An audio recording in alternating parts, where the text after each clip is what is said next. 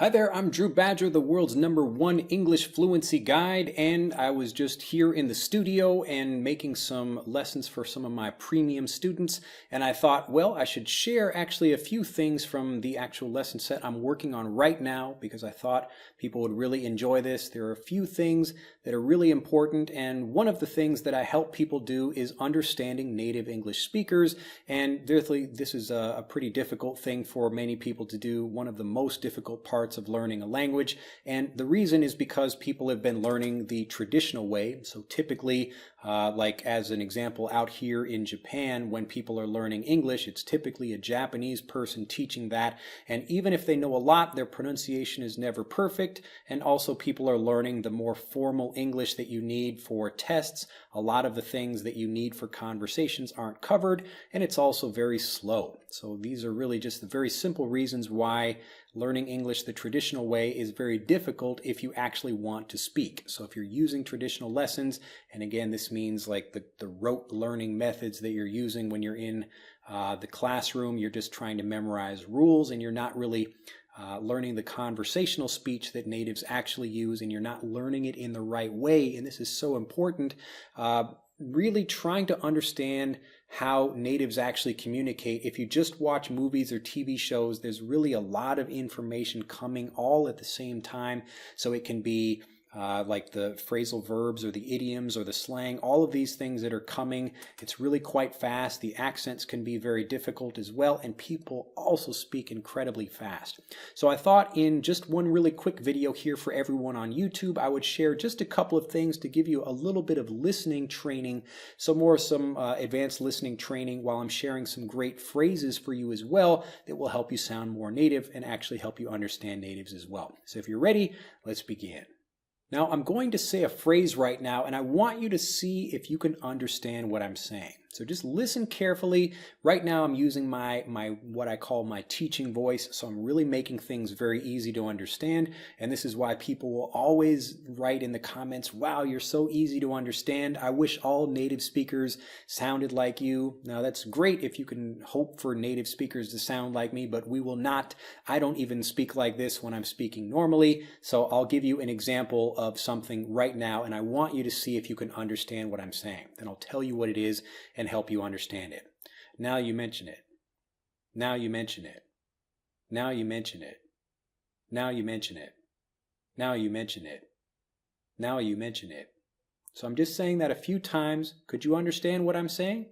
If you know English quite well, you might have understood the phrase the same way natives do.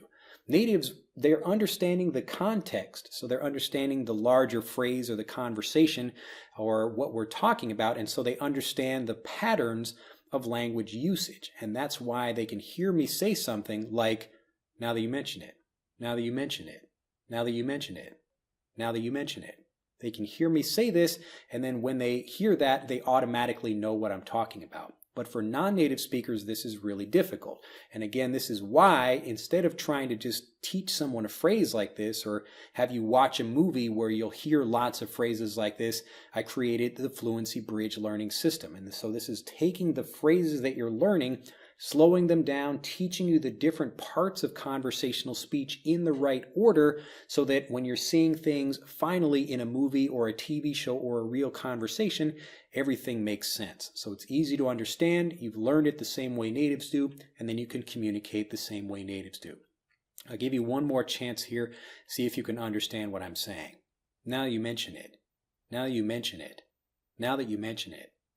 Okay, so what I'm saying is now that you mention it. Now that you mention it. Isn't that so different? It's almost like two different languages. So there's the very clear in my teaching voice, now that you mention it. Now that you mention it. Or the much faster, now that you mention it. Now that you mention it. Now that you mention it. Now, this phrase means if I'm talking with someone and maybe they remind me of something, like if I'm saying, oh, wow, what are you doing this weekend? And my friend says, oh, well, I'm meeting a friend of mine. We're having a birthday party. And I say, oh, now that you mention it, now that you mention it. So because you reminded me of something, now that you mention it, I have to buy a present for my mom or something like that. So it's when we're reminded of something in some way, and now that you mention it, this is a really great way of kind of transitioning that conversation to talking about something you need to do. So you don't need to use this expression, but people use this a lot. Now that you mention it. Now that you mention it. But listen carefully as it all gets blended together because people speak in phrases. So when you learn things in school, you're learning them as individual words, and then you're trying to put those together in a conversation. But what really happens is natives are speaking in chunks. Now that you mention it. Now that you mention it. Now that you mention it. So they can say it even really quickly. Now you mention it. Now you mention it. Now you mention it. Listen to that. Now that you mention it. Now that you mention it. So a friend of mine says, yeah, I'm buying a party gift for a friend. And I say, now that you mention it, I have to get a friend like a present too. Now that you mention it. Now that you mention it. Now that you mention it.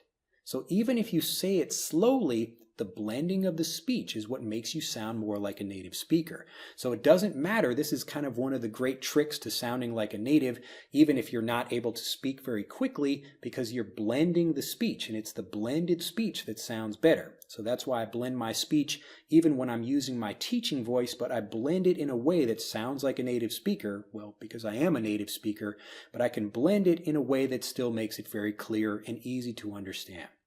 So now that you mention it, I'm saying it faster. Now that you mention it. Now that you mention it. Now that you mention it. Now that you mention it. So now that you mention it, I need to get a present for my friend too. Now that you mention it. Now that you mention it. Okay, let's do one more. Listen carefully. I know what you mean. I know what you mean. I know what you mean. I know what you mean. I know what you mean. Now, if you've heard this before, this is another thing that natives will commonly use when they're talking about having rapport with someone, or they want to explain something, but they're not explaining it very clearly or perfectly. And so they say, like, I know what you mean, or do you know what I mean? So I know what you mean is like you're listening to someone else and they say, well, something bad happened. I don't feel very happy about some situation, and they're not very clear about it. But so they're trying to connect with me and trying to explain what something is, but maybe they don't know the right words, because even natives, sometimes things are just hard to explain, and we can't explain exactly how we feel about something. So, excuse me, I can listen to that and I can say, I know what you mean. I know what you mean. Now I can take this phrase, I know what you mean, but I'm again saying it faster and blending it together because people understand what I'm saying. Now this is typically faster when you're the one using it, when you're asking someone else if they understand you. So if I say, yeah, I don't really like the atmosphere there, something just doesn't feel right. You know what I mean? You know what I mean? Know what I mean? Know what I mean? So even just becomes no. Know what I mean? Know what I mean? Know what I mean? So I can slow that down and say, yeah, I really know what you mean. If I really want to listen and I'm trying to show maybe it's a sad situation or really frustrating or something like that. Yeah, I really know what you mean. I really know what you mean. Or if I'm just talking about myself, I'm trying to explain something, I'm really angry, and if I'm frustrated, I'm explaining it even faster. Yeah, I had this problem and this guy was yelling at me and I just didn't have a great day at work. You know what I mean? You know what I mean? You know what I mean? Do you know what I mean? So as you listen to things like this is just part of the Fluency Bridge, where you're taking something and you're learning the conversational English, but you're learning it in the right way. And you're learning how to use it in the right way and in the right steps so that you're prepared for it when you see it in conversations, and also that you can use it yourself. Now, doesn't that feel good? I hope you have understood these things, so you know what I mean? You know what I mean? You know what I mean? You know what I mean? So all the phrases that I teach, I try to take things from real conversations and break them down and teach you them in steps, so it's a lot easier to understand the real conversational speech. But remember, if you try to just go directly at that thing, try to watch movies and TV shows, it can often be too overwhelming. So if you take time and go through the steps like we do in Master English Conversation, the Fluency course, all of the programs that we do that really go deep into helping you understand the way conversations really work, step by step. Well, if you enjoyed this lesson, do like it. So click that like button, become a subscriber if you're not already. And also you can click on the link in the upper right of this video if you'd like to get even more information specifically for you.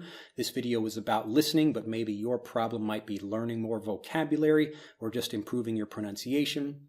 So if you click on the link in the upper right, you can take a very quick quiz. It's just a few quick questions in maybe less than a minute. I can give you very specific information absolutely free because I really want to help more people learn. So I just really want to give a lot of value to people that can help you improve your speaking for your particular situation. So to get a personalized guide just for you, click on the link in the upper right-hand corner of this video, and I will see you in the next video. Bye-bye. If you'd like to learn hundreds more useful words and phrases, subscribe to the EnglishAnyone.com YouTube channel. And be sure to click the bell icon to be notified when we release new videos. And if you'd like to know exactly what to do to become a successful English speaker, click on the link in this video or on the link in the description below this video to tell me what your biggest communication problem is. Answer 5 quick questions and I'll send you a free, personalized guide that will help you start speaking more like a native today. It takes less than a minute and you can download your free guide instantly. So click on the link in this video or on the link in the description below this video and start getting fluent now. See you in the next video.